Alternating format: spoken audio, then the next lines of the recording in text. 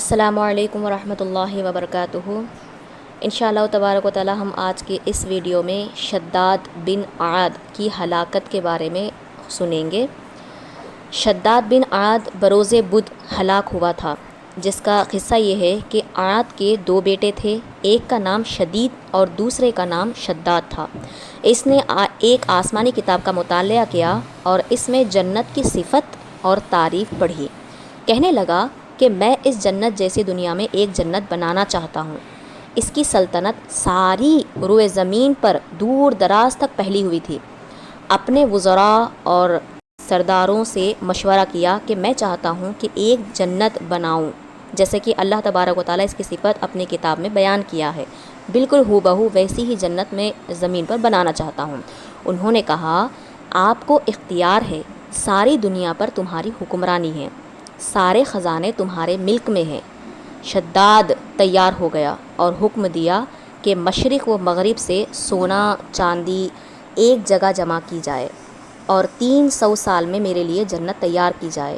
چنانچہ بکثرت معمار، یعنی کہ جتنے وہ کام کرنے والے جو ہوتے ہیں، تعمیر کرنے والے، انہیں جمع کیا گیا اور ان میں سے 300 کا انتخاب کیا گیا اور ہر ایک کے ماتحت 1000 کا رکن مقرر کیے۔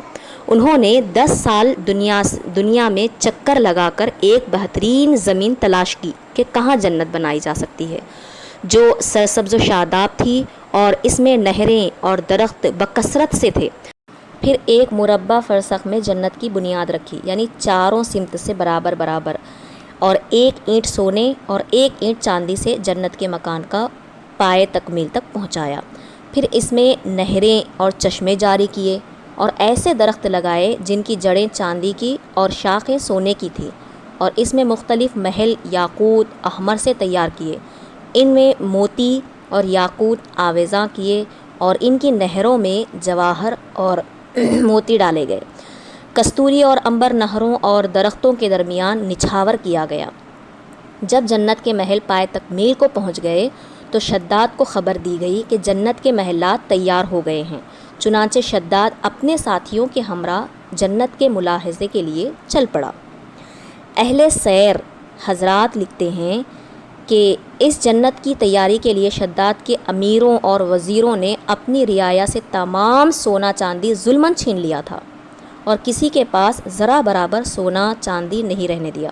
صرف ایک لڑکے کے گلے میں درہم کی مقدار چاندی باقی رہ گئی تھی تو اس کو بھی معاف نہ کیا، اس سے بھی وہ چاندی چھیننے لگے۔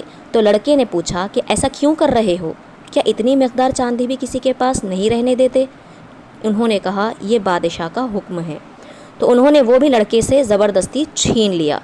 مظلوم بچے نے اپنا چہرہ آسمان کی طرف بلند کیا اور کہا، الہی تو جانتا ہے یہ ظالم جو کچھ تیرے غلاموں اور باندیوں سے کر رہے ہیں، اے غیاث المغنسین ہماری مدد فرما اور ہماری فریاد کو پہنچ۔ اس دعا پر فرشتوں نے آمین کہا تو مستجاب الدعوات یعنی اللہ تبارک و تعالیٰ نے اس کی دعا قبول کی، اور اسی وقت جب کہ ابھی بادشاہ اور اس کا لشکر جنت میں قدم بھی نہیں رکھ پایا تھا کہ سیدنا حضرت جبرائیل علیہ السلام نے آسمان سے ایک ایسی چنگاڑ ماری، یعنی حضرت جبرائیل علیہ السلام آسمان سے ایسی چیخ مارے کہ سب کے سب وہیں مر گئے، نہ بادشاہ رہا، نہ وزراء، نہ فقیر، نہ غنی، سب وہیں مر گئے۔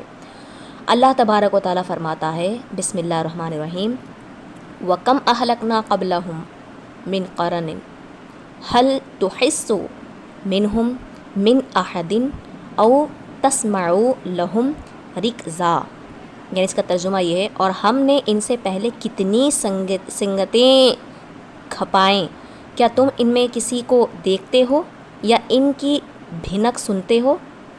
یہ تھا وہ مختصر سا واقعہ جو شداد کی ہلاکت کا تھا۔